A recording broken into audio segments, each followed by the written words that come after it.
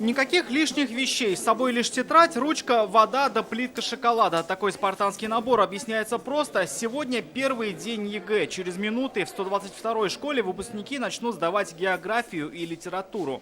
Немножко волнения, наверное, есть какой-то стресс, нереальность происходящего. Я себя вчера успокоила и сейчас вроде практически не чувствую волнения, но тем не менее понимаю, как это важно и что нужно собраться. Ну, волнения особо нет, потому что я готов, как мне кажется. По другим предметам еще хуже. Так, я сдаю, значит, литературу, и я ее сдам. Литературу больше 200, географию 864. Столько школьников республики выбрали ЕГЭ по этим предметам. Условия для сдачи созданы для каждого. Здесь сдают сегодня 4 человека с ОВЗ. Это для них мы создали условия прекрасные. Они на кончиках пальцев. Виктория Кайнова единственная в этой школе, чьи задания выбиты шрифтом Брайля. Так выпускница будет сдавать литературу. Уверена, что справится.